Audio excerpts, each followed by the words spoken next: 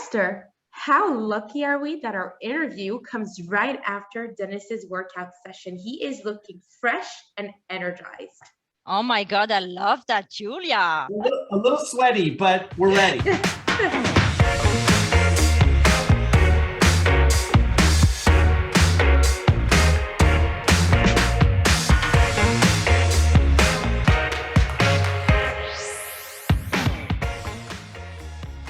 Short intro about yourself. Well, I'm a CX practitioner globally. I teach at the universities in the US, and I'm pleased and proud to say that I work with some of the most amazing minds in the industry, including people like Ian Golding or Cemantica. All over the world, there's fantastic practitioners, and I'm happy to be part of the community. What is your added value in your CX role? I think my added value is I bring people together. I'm a connector of people, platforms, process. So while some focus on the thought leadership of customer experience and some focus on the delivery, I really focus on organizing the right teams to execute in the right ways, the right platforms.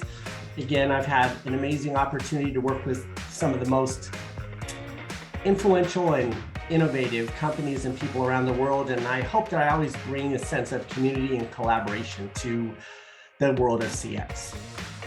Where to start to become a CX-centric organization? I would say that 2020 changed a lot of what we do in customer experience. It really wasn't until just in the few last years, in 2020, we saw that customer experience journey mapping platforms connect to voice of the customer data or other business analytics. Prior to that, we had been using Post-it notes. We had been great at planning, but we had no way of validating what these customer experiences were in terms of performance. And now that we can connect digital journey mapping to performance metrics, we have a whole new frontier where we can transform businesses rapidly with accuracy. Tell us about a fun, embarrassing moment encountered in CX. I can tell you that I was leading customer journey workshops at a global bank, and there were two departments that were clearly had been in a feud. They've been fighting for a lot of years. And let's call them Bill and Bob. In this journey mapping session, there was a customer touch point and there was a discussion about improving that touch point. Bob says to Bill, "Bill, we've told you before and we'll tell you again, we're never gonna do that." And Bill looks over at Bob and says, "Bob, I'm not asking you to do it. Our team's not asking you to do it." And he pointed at the journey map and he said, "The customer is asking you to do it." And at that point, Bob's light bulb went on, and it seemed like they had ended a war that had been going on for at least 5 years. I mean, I might be wrong, but they might have even hugged it out after that. So the point is, when you bring teams together around a customer journey map that is aligned to the values and the performance metrics of the organization, new teamwork evolves, new collaborations emerge, and that's where the innovation for business growth comes from. So just be Bill and Bob. Focus on what the customer wants.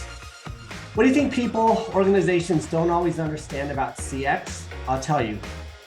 The thing that people do not understand about customer experience and deploying it is the most important factor of being successful at customer experience is actually free.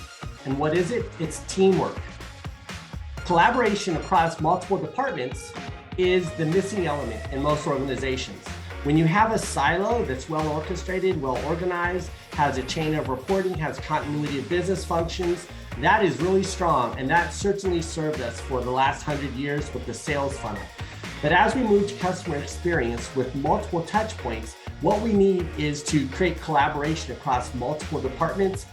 Creating a culture that does that is great. Investing in technologies that map the customer journey, allow multiple key stakeholders to collaborate and contribute to that customer experience.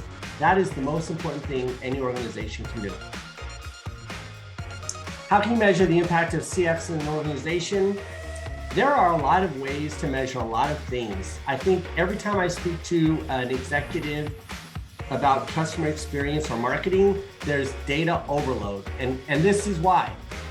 Everything provides data, everything digital.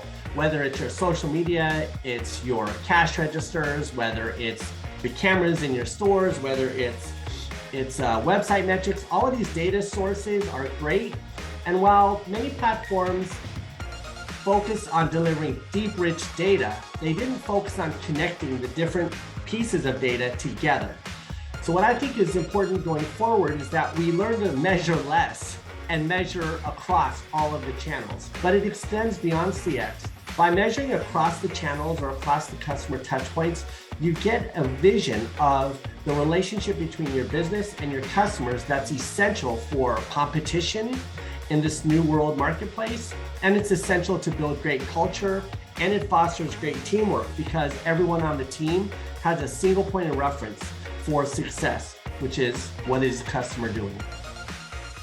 Finally, CX in 3 words. My 3 words for CX are empathy, collaboration, growth. Well, that's me, Dennis Wakabayashi. Thank you so much. It's been a pleasure to be here on Cemantica's show. Okay.